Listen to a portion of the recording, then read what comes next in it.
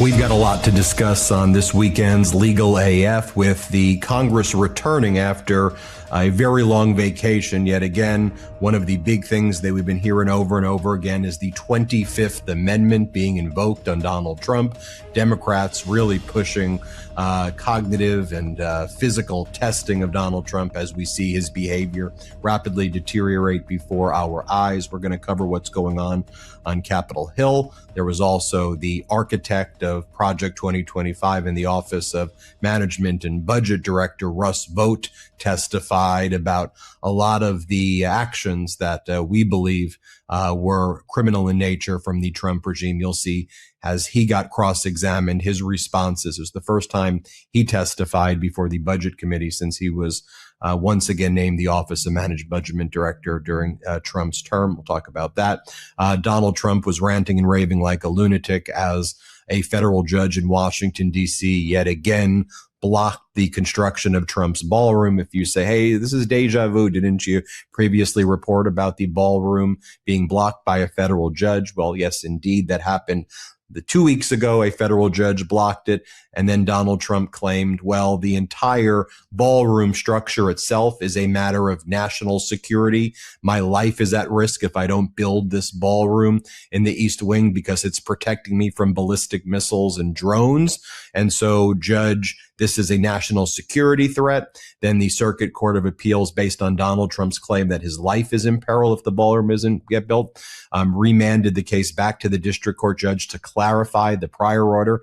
And the district court said, yeah, look, if you want to build a bunker underneath and you're saying that's national security, fine, do that. But the ballroom's not a national security threat. It's not imperiling Donald Trump's life if the ballroom isn't built. We'll talk about that order. We'll talk about Donald Trump's reaction to the court order, clarifying and further blocking the construction of the ballroom. Talk about former Attorney General Pam Bondi, still in hiding right now. Democrats sent a scathing letter to the chair of the House Oversight Committee, James Comer, saying, we know that Pam Bondi is hiding right now from having her deposition taken. We previously subpoenaed her on a bipartisan basis a month ago or so, and she was supposed to show up April 14th. She's now refusing to show up, claiming she's no longer the attorney general. It doesn't matter whether she's the attorney general or not. She was involved in the cover-up of the Epstein files. She needs to testify before us. So the Trump regime's cover-up of the Epstein files, of course, continues. Also, we saw a filing by Donald Trump in a federal court in Florida involving a case where Trump sued the government while Trump was the president for $10 billion, saying that there was a data breach regarding lots of people's tax returns, thousands, hundreds of thousands of people's tax returns were breached many, many, many years ago by an employee or contractor at the IRS.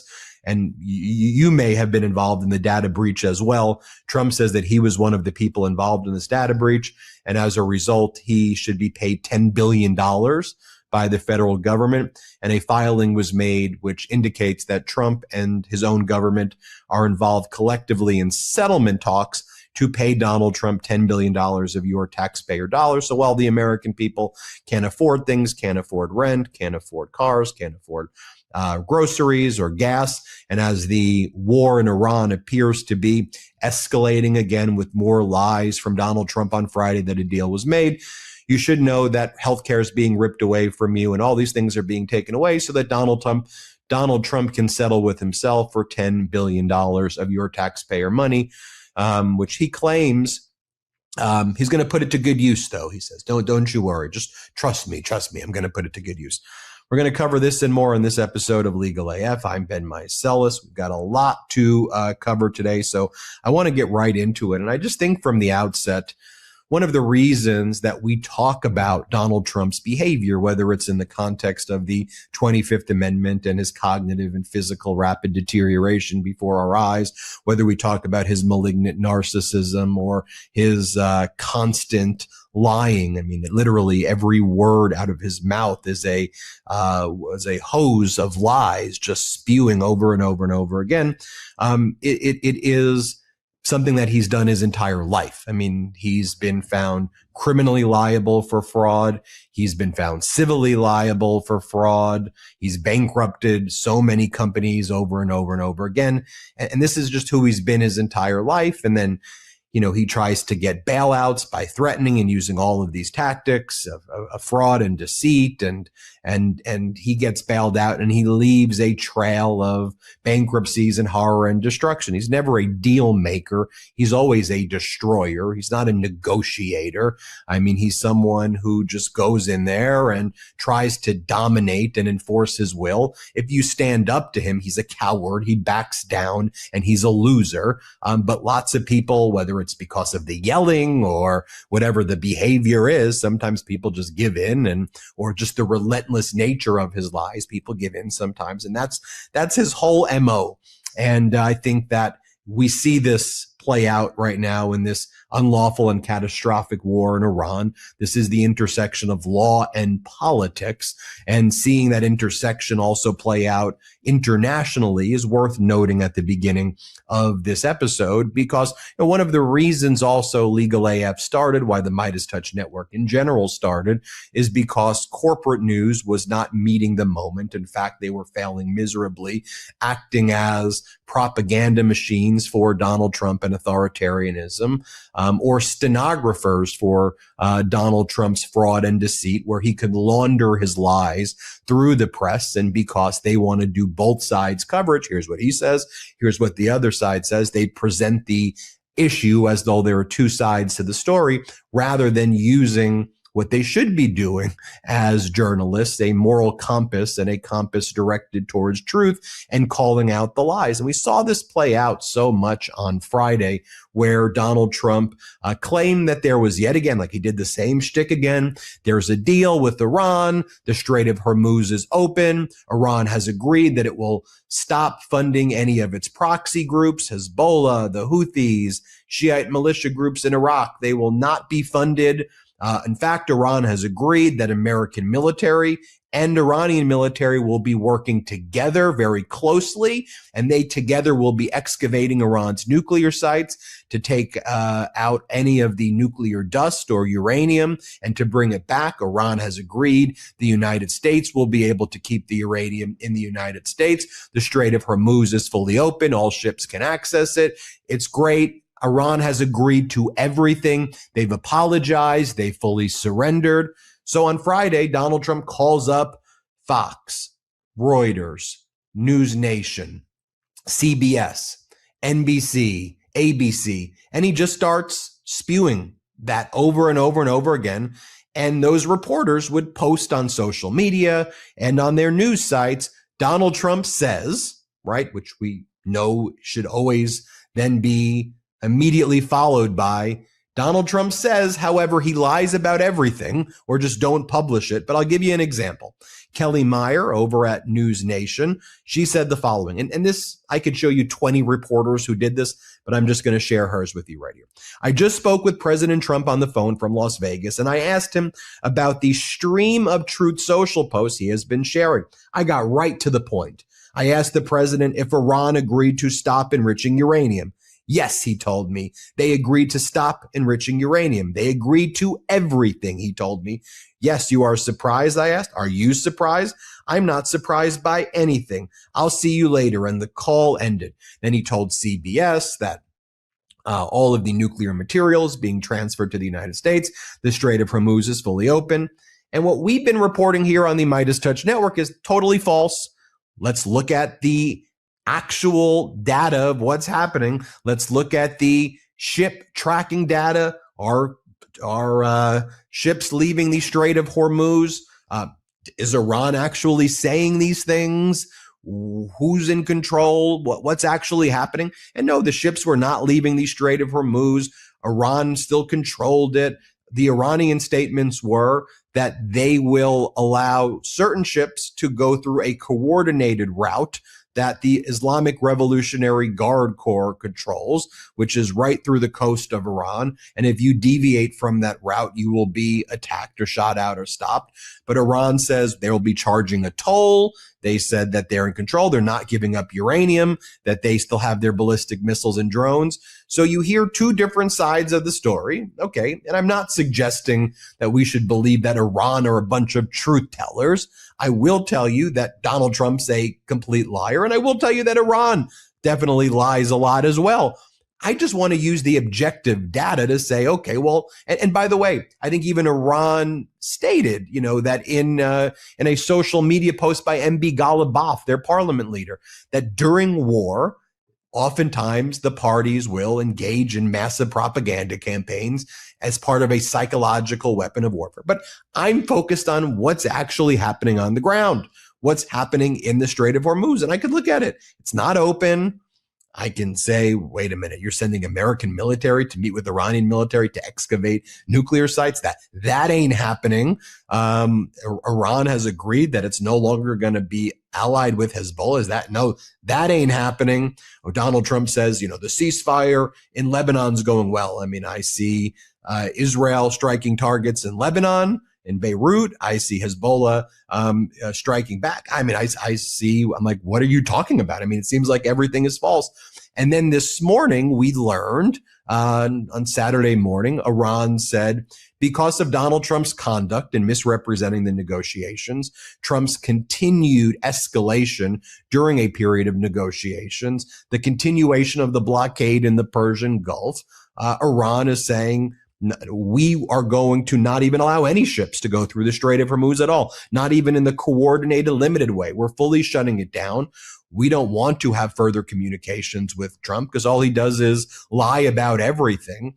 And again, Donald Trump's behavior here is exactly the opposite of what you should do in negotiations. I'm a law professor when I'm not on the Midas Touch Network, and I teach negotiations. Now, if you are to engage in good faith negotiations, there has to be a give and take from both sides. You can't use negotiations as an act of dominance to destroy. That's not the purpose of negotiations. At the very least, you have to recognize that the other side exists. I mean, that's a threshold matter. And you can keep on saying one thing this day, the next day another thing, the next day another thing. That negotiations will always fail if that's the case. And you have to understand what's driving the other side in a negotiation. And Donald Trump continuing to use negotiation as a way to try to extract things that he wasn't able to achieve in a war where Iran was able to stop all of the, Trump regime claims of regime change in Iran and that we're going to do total obliteration of all of these things. Trump's trying to use negotiation as chicanery, trickery, fraud, and Iran's not dumb. They know what he's doing. And so it just makes the ability to reach a resolution that much more difficult. Trump agreed to a 10-point framework, and then ultimately Donald Trump didn't try to change up the framework during the negotiations. And why am I bringing this up at the outset of Legal AF is because as we look to other ways that Donald Trump approaches every aspect in law, it's always a lie. Everything that he does is a lie, is a fraud, and he's always just figuring out some way that he ultimately benefits himself. When we talk about the ballroom on this episode, as authoritarians often do, Donald Trump sees himself and national security as the same thing, that our nation cares so much about him that we want a ballroom because that makes him feel that, he's alive because this ballroom is the greatest thing in existence for his life. And that the ballroom is a national security, the fact that he could even make that argument, to me is kind of a cousin of the argument that the Strait of Hormuz is open when it's not. It's like, what are you talking about?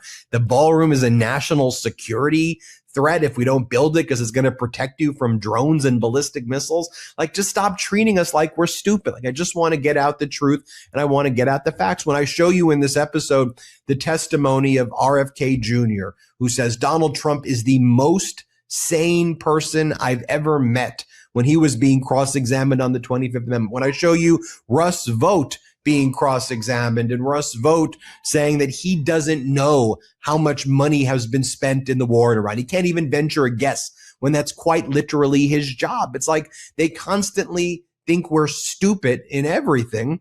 And the legal structures that we have in the United States and international law should be to hold people accountable. And we should stop living in Donald Trump's reality, fake reality, where he bends reality to this fictitious dystopian, world of hell. And we need to bring things back to the real world and behave like adults and call out the lies and the fraud and the deceit. I want to show you here at the outset what the deputy foreign minister of Iran said earlier this morning. It is, of course, translated into English. And so there's AI English translation of what he said when you hear it. But here's what he says about, like, Trump says one thing this day and the next thing another day. He just needs to talk less. Here, play this clip. Trying to sabotage the path of the diplomatic efforts through this diplomatic circus that they are adopting. They thought that the force and the pressure and the escalation is part of the solution. No, these cannot be for the benefit of anyone. Diplomacy must prevail. One by one, please, one by one. President Trump said that if there is no agreement on Wednesday, there will be a return to the military action. Then let's President Trump talk. He talks too much. He said contradictory things within the same statement. This cannot be prevailed. I don't know what exactly he meant. The American people must decide about him if his statements are aligned and if they are going with international law. So then you go to Capitol Hill. What's going on internationally. Then on Thursday and Friday, end of last week, you had RFK Jr. testifying before Congress, and he was asked a lot of questions by Democrats about, as the Secretary for the Department of Health and Human Services and as a cabinet member, what's your view on the 25th Amendment? Should Donald Trump be removed because his cognitive and physical impairment that we all see and that the whole world sees, which is why I wanted to show you some of those clips from the outset.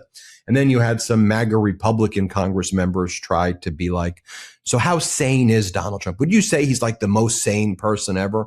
Let me just show you what RFK Jr.'s testimony is regarding Democrats' desire to invoke the 25th Amendment. I think the Americans' desire to invoke the 25th Amendment. Let's play this first clip. He's a bargainer. Thank you, Mr. Secretary. I appreciate that. More sane than your uncle? He's very, very sane. So I grew up in a place called Tipperary Hill. I'd say he's more sane than Uncle Joe. And Uncle Joe Biden. Then there was a moment over here where RFK Jr. claims that Trump's post threatening to end Iranian civilization was a message of love and compassion. Let's play it. Earlier in this hearing, Representative Takano had referenced Truth Social posts from the president, and I believe I heard your response to be that he was the most sane president. Do you care to comment any further, or is that your if you look at that Truth Social post, I was pointing out the last line of it says, God bless the Iranian people. So it was clear that he was sending a nuanced message. He was sending a message of brute force and violence to the mullahs to incentivize them to change, but also sending a message of love and compassion to the Iranian people. So you can look at it and say, oh, it's insane that he'd make this kind of threat. But he's a deal maker. He's a bargainer. Thank you, Mr. Secretary. I appreciate that. Scott McFarlane, who's the chief DC correspondent at the Midas Touch Network, he was on Capitol Hill, and he talked about how Democrats are continuing to talk about the 25th Amendment over and over again, and how that's a major message since they've returned to Capitol Hill. Let's play this clip. Here on Capitol Hill, House Democrats do want to fight some messaging fights. They are pushing this legislation to set up a commission to help execute the 25th Amendment on Trump, if and when that time comes. There have been 65 co-sponsors so far who've signed on to it, and could be more. Yasmin Ansari, the Democrat from Arizona, told me it is worth having this public discussion on the 25th Amendment. It is warranted, even if it's not really going to happen anytime soon. 25th Amendment, you've been pressing on. social media. You getting any feedback at all, negative or positive, from Republicans or purple districts at all? I think we're getting a lot of positive feedback. I have been very impressed actually to see non-elected but Republicans, people like Tucker Carlson and former Congresswoman Marjorie Taylor Greene, people like Nick Fuentes, Alex Jones, people I never thought I would ever agree with on anything, recognize that Donald Trump is so mentally unstable, and he clearly is in a state of cognitive decline. And I'm grateful that Representative Raskin is leading the charge on this 25th Amendment bill and has started an investigation into his cognitive decline, because he is unfit and he is a national security threat. Then in addition to talking about the 25th Amendment, you had Russ Vought, architect, author of Project 2025 on Capitol Hill. He was asked some, I thought, pretty basic questions by Democrats. Democratic Senator Merkley was asking, can you tell us how much the war in Iran costs? Let's play this clip. Would I be in the ballpark to say we've already spent at least $50 billion? I wouldn't want to make a characterization of that at this point. Okay. I would say, as the most knowledgeable person in the executive branch on the budget, I would expect you to have pretty good numbers on that. So I'm a little disappointed in that answer. Can't even explain how much money has been spent on the war in Iran. Well, what about the amount of money you're asking for right now? $1.5 trillion. Let's listen to what Democratic Senator Patty Murray had to say when she cross-examined Russ Vought. Let's play it. You and President Trump are asking for $450 billion in new defense spending. To be clear, that is the largest increase since World War II, and that does not include money that you reportedly still plan to request for the war in Iran. What is the total dollar amount requested for defense spending in FY27, including annual appropriations and reconciliation funds? $1.5 trillion, Senator, a combination between the appropriations and the mandatory. We are trying to increase the amount that you would fund through the appropriations, but we don't want the full increase to have to be borne in the appropriations process. So $1.5 trillion. What is the total dollar amount requested for non-defense spending? $660 billion. Okay, and what is the overall cut to non-defense programs that you're 10%, proposing? $70 billion. $70 billion. We look at that as about $81 billion, frankly. So let me just say this, Director Vought, you count yourself as a spending hawk. And here you are arguing for a gob-smacking $1.5 trillion defense budget. I read that you disagreed with the president on that $1.5 trillion request, warning him that it would explode the deficit. Did you warn the president or administration officials that spending this much on defense would explode the deficit? Senator, I fully support this budget. You see, everything they say is gaslighting. It's a lie. There is no consistency in their positions. Someone like that will say, I'm a deficit hawk. I'm a fiscal debt hawk. And it's like, no, you're not. You're going to spend 1.5. See how easy that they're able to spend $1.5 trillion on dropping bombs and killing little girls in elementary schools. But when it comes to helping little girls in America get health care, or helping families access health care, or get better educations, or afford things, all of a sudden it's, we can't do that. We could fund the military industrial complex, 1.5. I fully support it. All right. Are we able to give Americans health care? I'm a fiscal hawk. Can't do it. I'll just show you, what are the MAGA Republican Congress members saying? This is Troy Nehls, MAGA Republican Congress member, when he was asked by Pablo Manriquez of the Midas Touch Network in our DC bureau if he's concerned with the impact the war is having on our debt. Let's play this clip. Mr. Nehls, real quick, are you concerned about the impact that the war in Iran is having on the national debt? No. No? No. Were you worried about the impact of the war in Ukraine had on the taxpayers in this state, in the United States? Yes. The billions that we put in?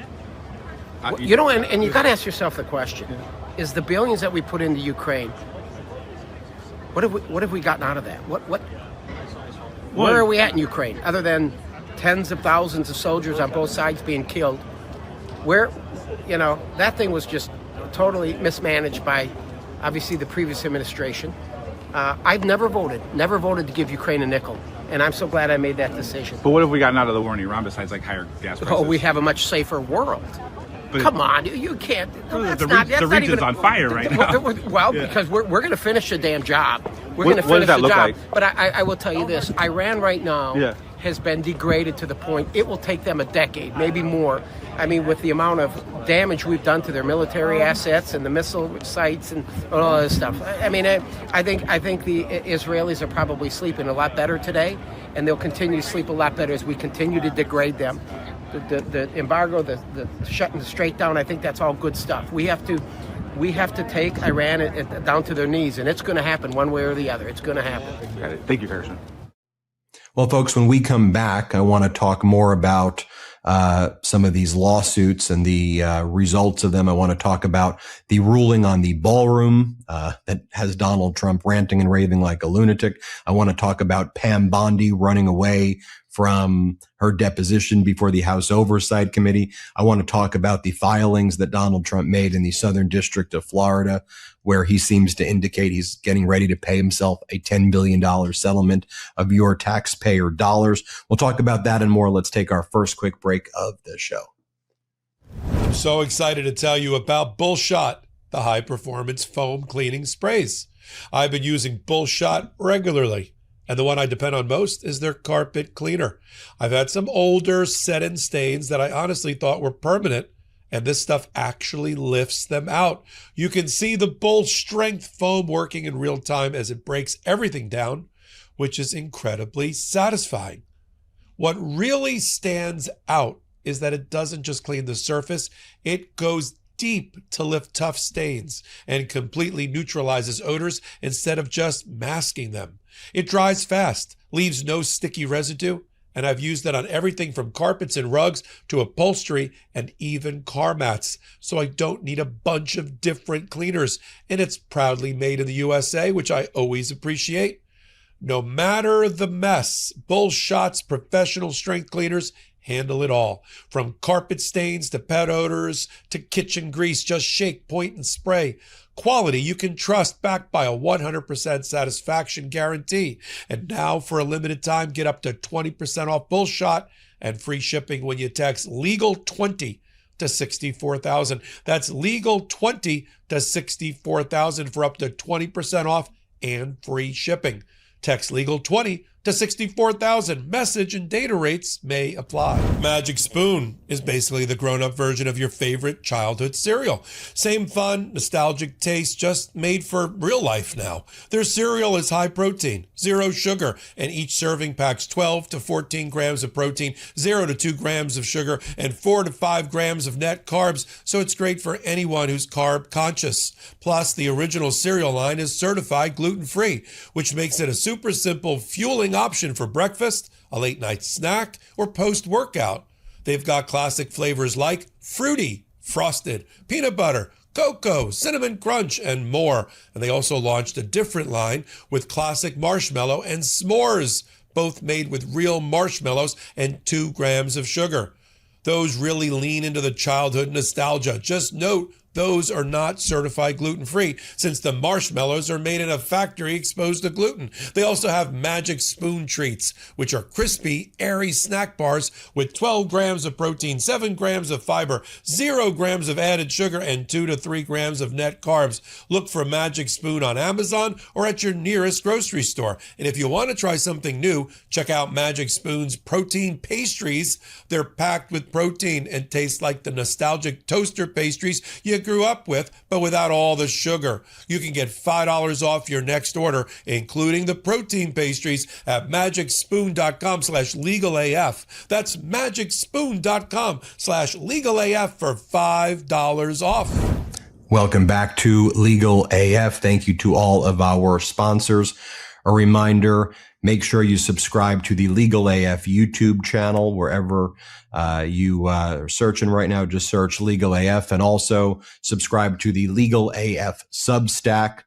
Search for Legal AF on Substack. And if you or anyone you know has been injured in a car accident or trucking accident or the negligence of somebody else, reach out to 877-POPOC-AF or visit the popokfirm.com. They've got people across the country who are able to see if you have a case. So make sure you reach out.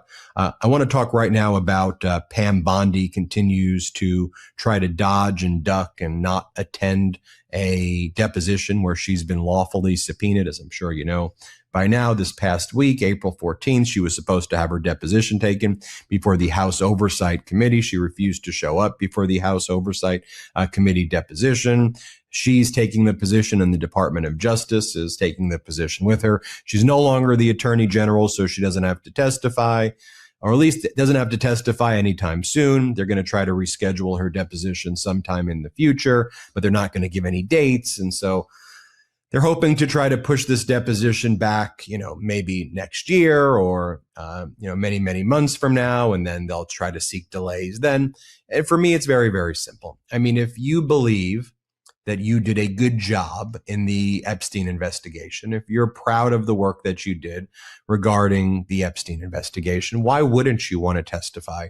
Why would you be so afraid to testify before the House Oversight Committee? I mean, why would you engage in the behavior that Pam Bondi did when she previously testified before the House Judiciary Committee, where she was asked very basic questions and she started saying the Dow was 50,000, and she had like a burn book and she was attacking each of the members of Congress. And it was just really pathetic and embarrassing. It was just overall just very humiliating for the Department of Justice, clearly for Bondi, but she has no shame, and just for everybody involved. It's just really, really embarrassing. Like, why wouldn't you just go and just be happy, tell the truth, be confident, unless you have something to hide? And it's obvious with Bondi, she has something to hide.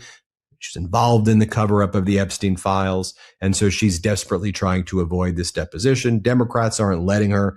You have Congress member Garcia, the ranking member of the House Oversight Committee for the Democrats, sent a letter to James Comer, who's the chair of the House Oversight Committee. So if the Democrats were to take power in the midterms, Garcia would become the chair of the House Oversight Committee, which is the position that James Comer now holds. So you have a letter from the ranking member, the top Democrat on that committee, to the chair, James Comer. And this is the letter from Congressmember Garcia that was sent on Friday. Dear Chairman Comer, it's been more than 2 weeks since Pam Bondi was fired from her role as Attorney General, and 3 days since her scheduled deposition on April 14, 2026. At which she failed to appear. Since her termination, committee Democrats have received no information about the status of Ms. Bondi's deposition beyond broad, nonspecific statements from committee Republicans that her deposition is being, quote, rescheduled to some unspecified date and time in the future. Troublingly, public reporting suggests that the oversight Republicans, meaning the Republicans on the Oversight Committee, may have been working with the former Attorney General to avoid the deposition. DOJ has even explicitly requested that the committee confirm the subpoena has been withdrawn given Ms. Bondi's firing. In this context, we are deeply concerned that oversight Republicans are willing to take the actions needed to secure We are deeply concerned that are unwilling to take the actions needed to secure Ms. Bondi's testimony. In the interest of transparency and advancing this committee's investigation, I ask that you immediately provide insight into the precise steps you have taken to schedule Ms. Bondi's deposition, the substance and scope of any negotiations to date, any statements you have received from Ms. Bondi as to her plans to appear for her deposition, and advise whether a date for her deposition has yet been agreed upon. The letter goes on to say that this subpoena was issued on a bipartisan basis with a lot of Republican members like Nancy Mace, Lauren Boebert, Tim Burchett, Michael Cloud, and Scott Perry joining with all of the Democrats to subpoena Pam Bondi. And so, one of the reasons why I started this episode by showing you Donald Trump's constant lies as it relates to matters of war and peace, life and death in the Middle East, with the unlawful war in Iran, Donald Trump using the playbook that he uses here domestically, that he's used his entire life to defraud people in business, using that abroad in Iran, is that these constant lies over and over and over again, it doesn't lead to success. I mean, it leads to bankruptcy.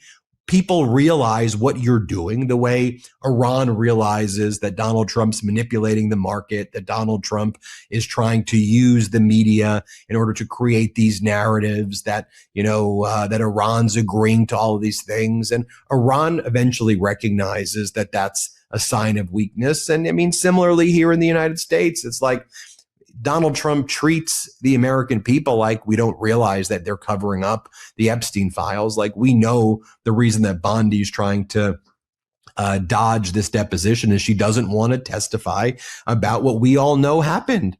And we want to get to the truth about how bad it is. How bad is the cover up? How terrible is what went down?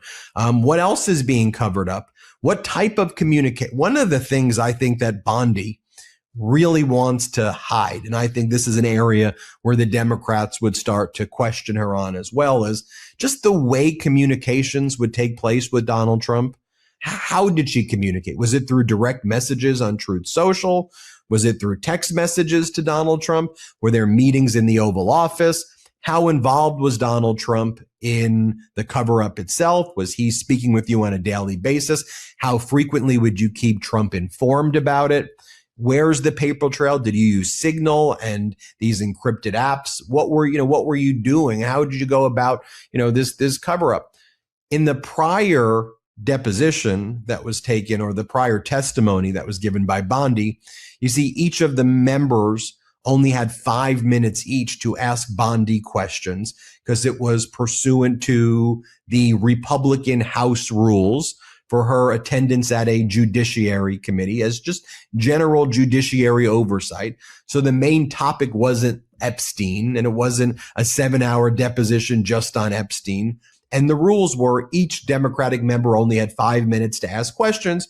So the game that Bondi would play is during each 5 minutes, you would try to filibuster, you would try to delay, and then a new Democrat would get up there and ask their own questions, and the Republicans would try to rehabilitate her or just not ask her any questions about the Epstein. So that format was more conducive to her ability, even though she looked horrible doing it, not to answer the questions. But if she had to sit for a 7-hour deposition, and Democrats could structure the deposition so maybe you had one or two people asking the majority of the questions and really delving into the details, it would be under oath. If she were to obstruct, the deposition would last longer than 7 hours. And the Democrats would say, all right, we want another deposition. And so that format, I think she's terrified of, especially where the only topic would be the Epstein file cover up by the Department of Justice. And so in any event, that's why she's dodging it. The Democrats are sending a letter saying, we want dates immediately when her deposition is going to be taken. And we're not going to give up on this. We're not going to forget about this. And just another point to make as well, the House Oversight Democrats feels like they've been re-injected with life, as you had this young Democratic Congress member, Robert Garcia, take over the committee as the ranking member for the Democrats, that is, and really just aggressively pursue an agenda of transparency. And so when a lot of people like we at the Midas Touch Network talk about, it's really time for a younger group of political leaders to step up, I think you're seeing it play out in the House Oversight Committee there as well. I think someone else whose deposition we're going to want to see taken pretty soon when he resigns as well, it's going to be the acting head of ICE, Todd Lyons. CBS and others reported this past week that Todd Lyons is going to be resigning as the acting head of ICE. Could come in a few weeks, probably the latest this summer.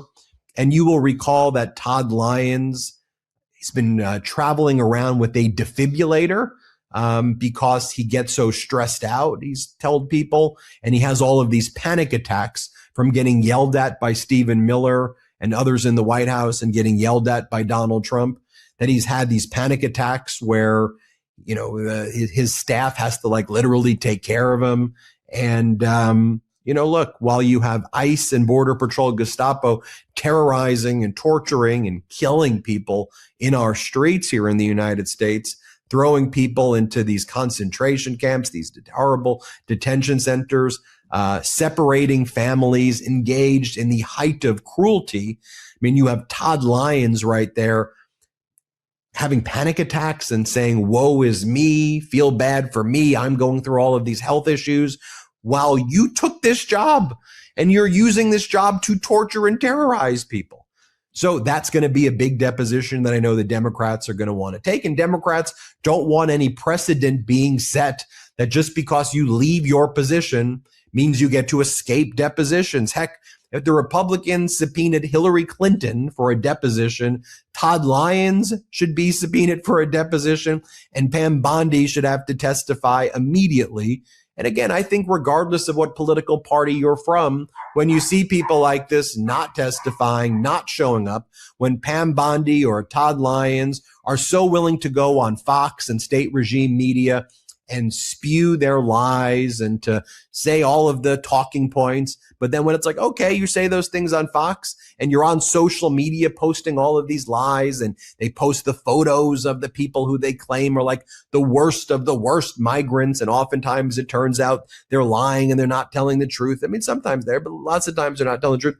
You know, and they're just like defaming people. Like when you're willing to torture Abrego Garcia. Okay, so then testify, show up at a deposition, testify under oath, meaningfully answer the questions. What do you have to hide? You know, people forget this, but in the Biden administration, you know, all of those cabinet members frequently went before the House and the Senate regularly. It wasn't even a thought that they wouldn't show up. And when they did show up, they answered the questions. And, you know, it would allow the Republican Congress members and senators to grandstand so they could get their clips for Fox.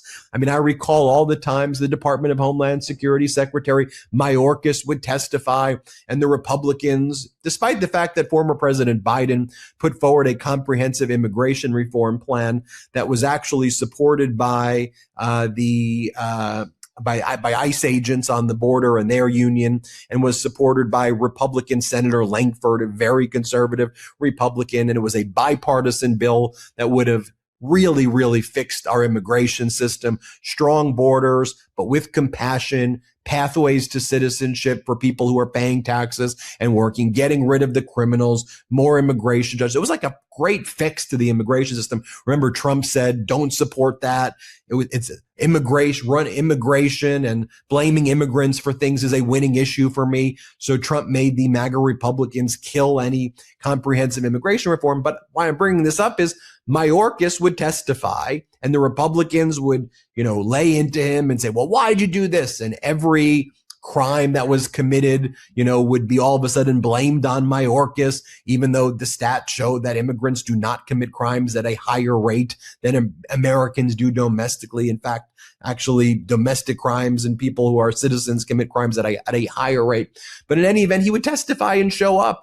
And these Republicans either don't show up or they don't answer the questions.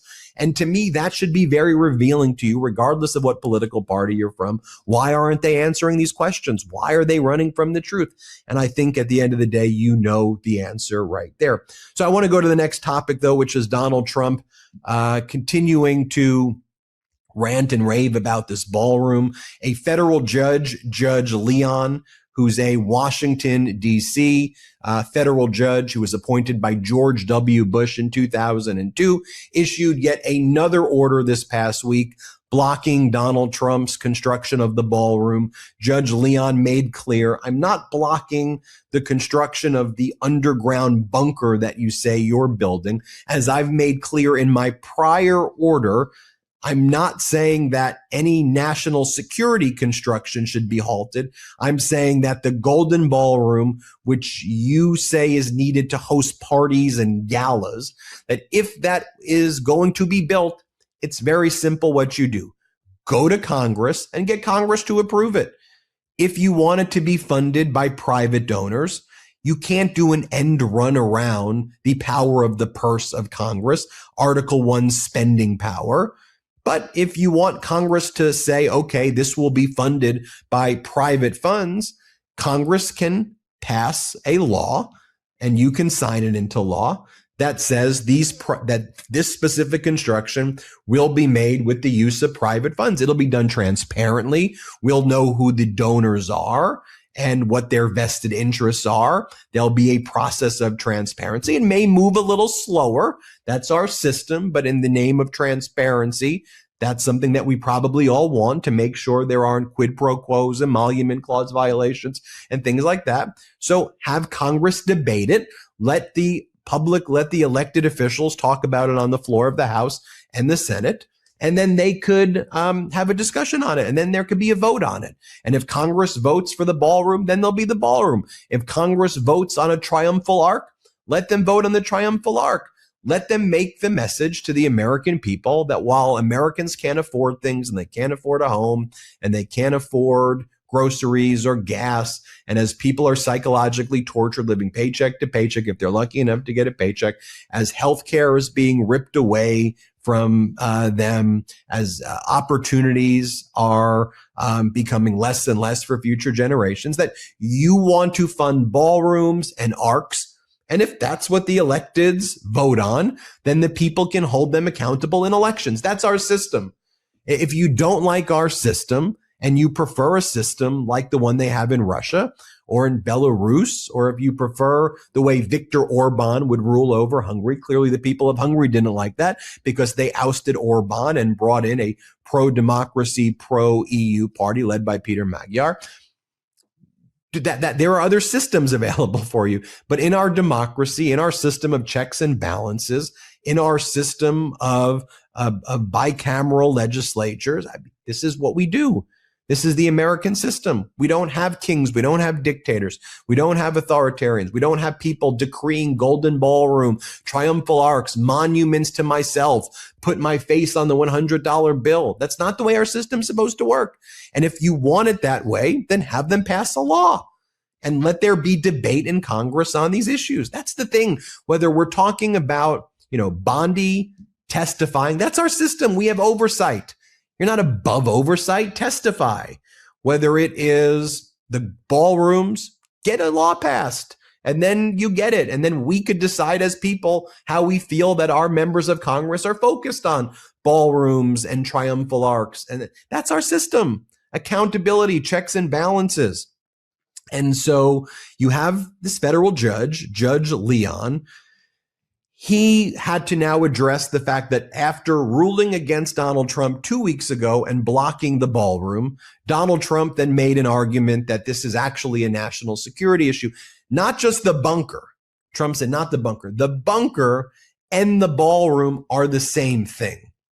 And the ballroom is a shield, Donald Trump says, that protects him against ballistic missiles and drones. So therefore, the ballroom needs to be built because how else can he protect himself from the missiles? And you can't, this is what Trump says, you can't build the bunker unless you build the ballroom because they're now connected. And so because he ripped down the East Wing and started building a bunker and a ballroom, he says, now I have to complete the ballroom because now that I destroyed it, I've now placed my life in jeopardy because now there's an active construction site. So something has to be built. Otherwise, we're left vulnerable because we destroyed the East Wing. And Judge Leon, I'll read you what Judge Leon says in his opinion in just a moment. Judge Leon says, and again, this is a George W. Bush judge. This isn't like a liberal judge or a left-wing judge. This is a George W. Bush senior federal court judge, top federal court judge who's been doing this for a long time, says it's the most ridiculous thing I've ever heard. It's so disingenuous. Let me be very clear. You want to build your bunker. You say it's for national security. Go build your bunker. But a ballroom requires congressional approval. That's what it requires. And so I want to talk about that in a moment. I want to take our last quick break of the show. This is a scathing order. by Judge Leon. And I want to share with you what Judge Leon said. A reminder, if you or somebody you know has been injured in a car accident, a trucking accident, or injured by the negligence of a third party or a company, or if you know somebody who may have been killed in an accident and their family is looking for a lawyer. These tragic situations happen, sadly. And Popok Law Firm is there to help the Legal AF listeners and viewers. If you or someone you know has a case, or if you think you have a case, the consultation is free. So call or text 877-POPOK-AF or visit the Popok Firm. They're available 24/7. They've got lawyers in every state across the country right now. So please, if you can, go call or tell a friend if they have a case. Also, check out Legal AF on YouTube and Legal AF on Substack. Both are doing incredible there. Help grow the Legal AF brand across all the various platforms. They've got so many great contributors on the Legal AF YouTube channel and on that Substack. All right, let's take our last quick break of the show. We will be right back. Can we talk about the most underrated organ in your body? Your liver. It's doing more than 500 functions every day, filtering unwanted elements, supporting digestion, and helping with energy. So giving it daily support, it just makes sense. Dose for Your Liver is a clinically backed liver health supplement. This isn't just another capsule or powder. Dose is a liquid supplement taken in a daily 2-ounce shot, and it tastes like fresh squeezed orange juice. Dose cleanses the liver of unwanted stressors that's slowing your liver down and promotes daily liver function so your liver can do its job. Zero sugar, zero junk, zero calories. Your liver is your body's filter, handling energy production, digestion, fat metabolism, and vitamin storage. When you drink Dose daily, you're going to reduce sluggishness, get rid of those midday crashes, support your metabolism, and even aid your daily digestion. Plus, it's got real results with 2 double-blind, placebo-controlled studies showing its positive impact on liver enzyme levels. Ready to give your liver the support it deserves? Head to dosedaily.co/LegalAF or enter Legal AF to get 35% off your first subscription. Your body does so much for you. Let's do something for it. That's dosedaily.co/LegalAF for 35% off your first month subscription. I used to think about food constantly, cravings, guilt, repeat. It was exhausting, and I just wanted something that actually works without making me feel like I'm doing a science experiment on myself. This podcast is sponsored by Veracity. Welcome to an all-natural way to slim down, get energized, and sharpen your focus. Veracity is revolutionizing health by tackling the root cause of so many issues. Metabolism. If your goal is weight loss, you need to try Metabolism Ignite, the #1 doctor-recommended GLP-1 booster and GLP-1 alternative. It's sold out 10 times for a reason. No side effects, no allergens. Metabolism Ignite is a natural, safe, plant-based aid that results in an 85% reduction in hunger, and it's clinically proven to lose on average 9 pounds in 90 days. I started Metabolism Ignite recently, just 2 capsules with breakfast, and I feel more in control of my hunger throughout the day. Veracity founder and CEO Ali Egan is a certified hormonal health coach, and her personal experience with metabolic issues inspired her to develop holistic solutions for achieving optimal health.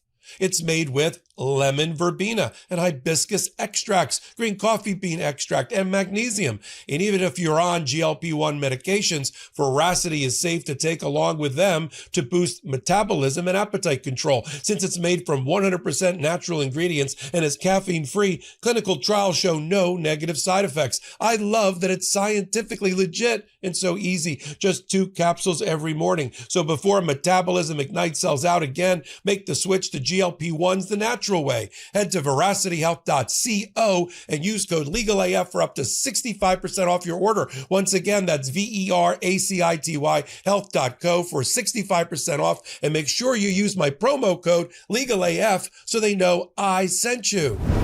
Welcome back to Legal AF. Thank you to all of our sponsors. Just want to let everybody know, just covering for Popok, obviously, on this episode. He'll be back next weekend. And next week, don't you worry. He had a family engagement to go to. And I said, don't worry. Family first. Make sure you'll cover for me soon one day. And we appreciate Popok and all the great work that he's doing, how he's building the Legal AF channel. And I think a rest every now and then is a good thing for all of our hosts on the Midas Touch Network. So before we finished with the last, right before the last break, I was talking about Judge Leon's ruling. And I'd like to just read for you a little bit from the ruling itself. One of the things I like to do at Legal AF and on the Midas Touch Network generally is to just show you the judge's words, just so you know it's not like my opinion. I'm not, characterizing the judge saying something. I want you to hear what the judge says so you can view it yourself and you could form your own opinions. Do I agree with the judge? Did the judge go too far? Did the judge get it right? This is what I encourage my law students to do and the undergrad students who I teach at law school to do. Read the opinion, right? And I just think so much of corporate news, they'll have like the split screen. They'll have this side yelling at this side and this side yelling at this side. And it's just like, can you just show the audience, please, what the court ruled and let the audience make a decision for themselves. All right. So let's take a look at Judge Leon's order from the end of last week, blocking Donald Trump's ballroom and clarifying the prior order that you can build your bunker, Donald, but stop acting like your bunker and the ballroom are the same thing and that you need a ballroom as a shield to protect your life. That's crazy. That's a demented thing to say. So no, we're not going there. Here's what the judge said. On March 31st, 2026, I granted the motion of the National Trust for Historic Preservation in the United States, the plaintiff, for a preliminary injunction to halt construction of a ballroom on the White House grounds as ultra vires, meaning as outside the bounds of the Constitution. In recognition of the national security and presidential security concerns raised by the ongoing construction project, I excluded from the scope of the injunctions actions strictly necessary to ensure the safety and security of the White House and its grounds. Based on the record before me, I cannot plausibly agree with what Donald Trump is saying, where defendants now seek to turn this exception on its head and unreasonably insist that the entire ballroom project may proceed. The court goes on to say how on April 1st, the National Trust, that's the plaintiff in this action, citing public statements by the president interpreting my order, filed a motion for clarification of the preliminary injunction. Defendants, meanwhile, Trump, not surprisingly, filed an appeal and an emergency motion to stay. On April 11th, our circuit court remanded the case with instructions to promptly address the pending motion to clarify how the injunction and its exceptions ensure safety and security pending litigation, and extended my temporary stay of the preliminary injunction to April 17th. On April 13th, defendants filed their opposition to the National Trust motion to clarify and attached a Secret Service declaration. On April 14th, the National Trust filed a reply in support of its motion. The same day, defendants filed a motion seeking a further 14-day stay of the preliminary injunction. The motions are now ripe for decision. Then it goes on to say the following. Trump argues that the entire ballroom construction project from tip to tail falls within the safety and security exception and therefore may proceed unabated. That is neither a reasonable nor a correct reading of my order, ! My order preliminarily enjoined defendants, excluding the president, from taking any action in furtherance of the physical development of the proposed ballroom. The accompanying opinion stated that the ballroom construction project must stop until Congress authorizes its completion. It is, to say the least, incredible, if not disingenuous, that defendants now argue that my order does not stop the ballroom construction because of the safety and security exception, ! Just pause right there. I don't think Judge Leon has ever before put exclamation points twice in basically the opening paragraph of a discussion section, but he's pissed.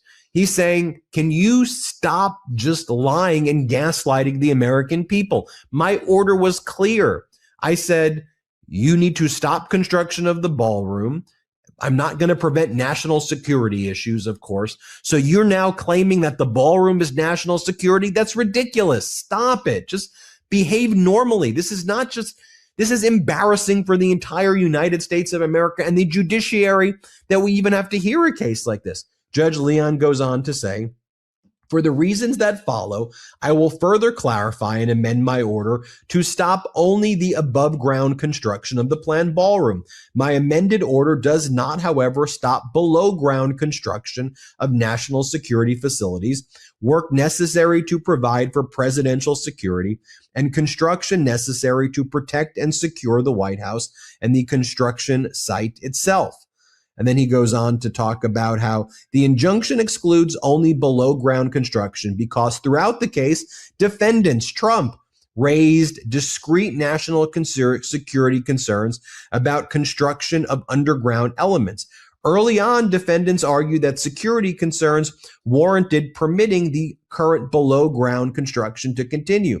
Specifically, defendants indicated that the national security related facilities are being constructed below ground, referencing a security bunker. The exception for underground national security facilities does not include the proposed ballroom because defendants themselves distinguish between the below ground and above ground construction, stating that the below surface work was driven by national security concerns independent of the above grade construction. Defendants also repeatedly represented that the project's below ground elements do not lock in the design of the above ground elements. Defendants now brazenly assert that the below ground construction has been done with the expectation of what would go above. Defendants argue that security related elements of the ballroom, such as missile resistant steel columns and beams, drone proof roofing, and bullet and blast proof glass windows will advance safety and security interests as part of an inseparable whole. Defendants further argue that leaving the site as it stands poses serious safety and security threats that can only be addressed by proceeding with the construction. In my view, these arguments fail to justify defendants' extraordinary, if not disingenuous, reading of my preliminary injunction. Indeed, defendants' latest representations that the entire project advances critical national security objectives as an integrated whole are in direct conflict with defendants' prior representations that the above ground and below ground portions are independent of one another. I can go on and keep on reading, but you get the point. The reason why I wanted to spend that time, long as it may have been, reading the court's order, because it's important that we're logical and consistent. And this is why I went into law to begin with. It's why I went to law school. It's why I was a litigator. It's why I'm a law professor. It's why we started the Legal AF channel. It's why we started the Midas Touch Network. I want a fact-based, evidentiary-based approach. And when people say one thing one day and another thing another day, and they lie consistently, going back to the theme I started with at the beginning, that's wrong. And it has dangerous consequences. And I'm not okay with it. And it's why we call it out specifically here. And when you have a show sometimes where it's the gamesmanship of a debate and one side is saying this and the other side saying that, and they're each using rhetorical tricks to try to stump the other side, to me, I just want to know what the truth is. Did the Trump regime actually say in prior filings that the bunker is separate from the ballroom? And now are they changing that opinion or changing that because Trump wants the ballroom so badly? Why do you think Trump loses all of these cases over and over again his entire life? Why do you think he was viewed by some judges as a vexatious and frivolous litigant? He's brought thousands, perhaps even tens of thousands of lawsuits in his life, trying to bully people and bulldoze over people with bullshit, with lies, with fraud, over and over again. And it's relentless. It is nonstop. I mean, just think about this case right here. A judge rules against Trump. The National Trust for the Historic Preservation of D.C. wins. That's a win, right? But Donald Trump goes, you know what? My life is now in jeopardy by this ruling. So I'm going to make another argument right now that this is imperiling my life and that if I don't get my ballroom, my life is in jeopardy. Who would even think to make such a despicable argument? I mean, as much as I thought that George W. Bush had a disastrous presidency, he wouldn't make an argument like that. As much as I look back at Reagan and say, what a horrible presidency, in my opinion, in my opinion, you can disagree with that opinion. You know, when I go through the Reagan Library right here in California, somewhere near where I live, and I see At least he respected the dignity of the office. He would never go and say things like this. I mean, Obama and Biden would never make arguments like this or advance the idea of ballrooms or go out and make these false statements about foreign policy. And going back to what I said at the beginning of this episode, saying that you've made deals with Iran when you haven't made deals and that the Strait of Hormuz is open when it's not open. It's just a constant fire hose of lies that needs to be addressed and it needs to be stopped. And I'm glad that you have someone like a Judge Leon calling it out and saying, this is a lie. Here's what you previously said. I'm glad you have the National Historic Trust sticking in there and not giving up and saying, okay, you're going to make this argument. Well, we're going to just point out that you're a liar. We're going to keep on bringing this up to the judge. I'm glad that we have people who are courageous like Abrego Garcia. Give him credit. When the Trump regime put all of their resources to try to destroy that guy's life and frankly, in my opinion, kill him, Abrego Garcia got a great set of lawyers who rallied behind him. And one person, Abrego Garcia, an immigrant, able to stand up against the Trump regime and fight back and win in court. If you think about the other cases too, E. Jean Carroll, being able to prevail when Donald Trump threw everything at her and her legal team. She didn't win just once, she won twice, right? She won the initial sexual assault and defamation civil case. Then she won a second defamation case. Think about New York Attorney General Letitia James. Think about Alvin Bragg and their ability to succeed, despite Donald Trump throwing everything at them. You just have to be relentless and you have to just keep on fighting back with Donald Trump. And when you look at it through the legal framework that I think we utilize here on Legal AF, I think it becomes very clear how you do that, why Trump hates the courts, why he hates our system, but it makes you pull back for a second beyond the gamification of politics, right? Beyond the horse race of politics, and actually think about that these systems are intended to derive at the truth and to get at the truth. Why do we have rules against hearsay? Why do we have rules of evidence? I taught evidence. I love teaching evidence in law school because we're trying to get good information in front of a jury. And oftentimes, whenever there's good information in front of a jury, they unanimously rule against Donald Trump. So what's the system that Donald Trump wants? He wants Putin's system, in my opinion. He wants the Belarus system. He wants Lukashenko's system. By the way, if you have Lukashenko saying that America showed how weak it was, that it can't even fight back against Iran, that Iran was able to take out America's military. So you think that China's afraid and Russia's afraid? I mean, these are people who Donald Trump's saying are their allies. By the way, while Donald Trump's out there, doing all of these things, in the dead of night on Friday, he removed the sanctions yet again against Russian oil. He extended the revocation of U.S. sanctions against Russia for yet another significant period. And remember when Treasury Secretary Scott Bessent, middle of this week, said the U.S. will not be renewing its removal of sanctions against Russian oil? They just did it on Friday. They lie about everything, and their lies are so big and fanciful that lots of people are like, some of it's got to be true, right? Like, don't we meet in the middle? Because I get it. Maybe they exaggerate. No. They don't exaggerate. They create an entire fake world. Everything is a lie, and they want you to bend into their fake, fraudulent, dystopian world. And you can't. You have to stay strong and recognize it and say, I'm not going there. Let's live in reality. So the system Trump wants is where he settles with himself, where there is no adversarial process, which brings me to the last topic we'll talk about on this episode, because a status conference brief was filed in federal court in Florida in a case that Donald Trump essentially filed against Donald Trump.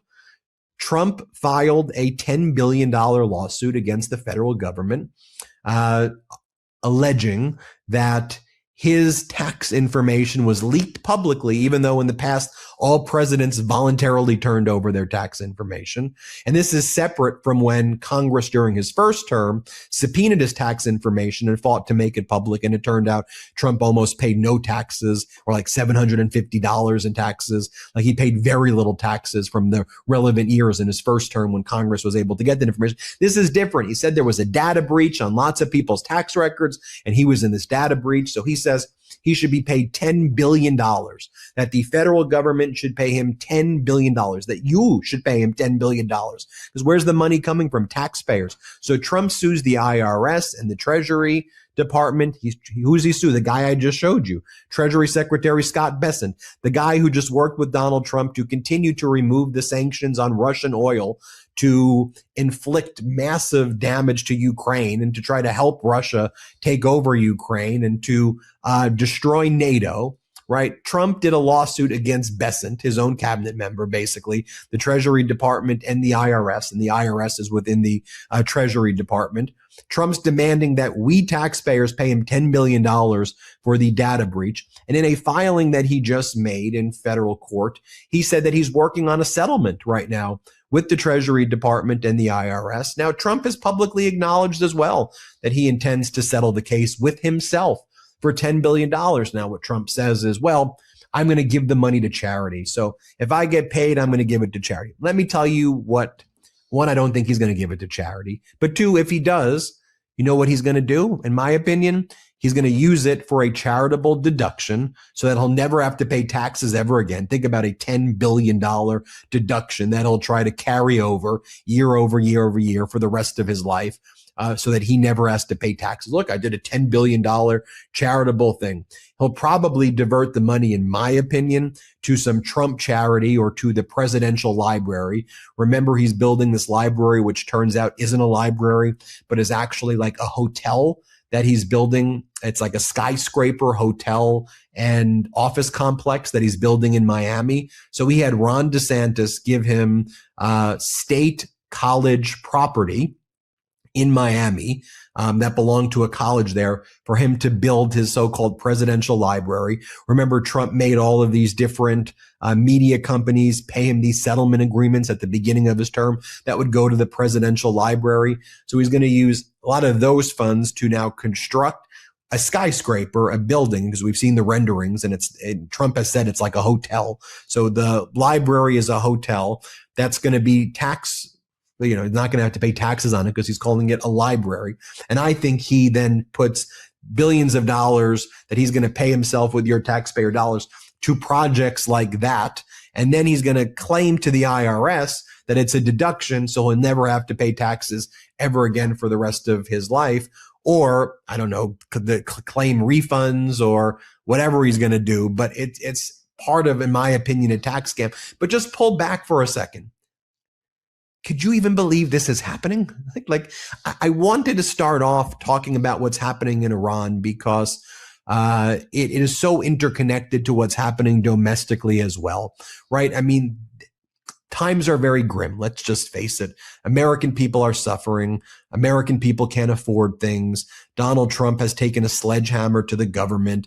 Cruel and unusual punishment inflicted on the American people right now and people in the United States in general, right? While he's engaging in this unlawful and catastrophic war, demanding $1.5 trillion to fund, where is he going to go next? He says he's going to invade Cuba next.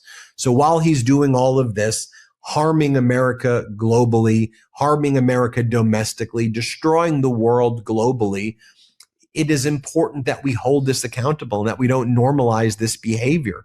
And our legal system here is supposed to hold people accountable. Now, Donald Trump has put a sledgehammer to our legal system, our right-wing Supreme Court, granting Trump absolute immunity is perhaps the worst ruling in the entire history of the Supreme Court. Our Constitution was founded on the idea of no kings.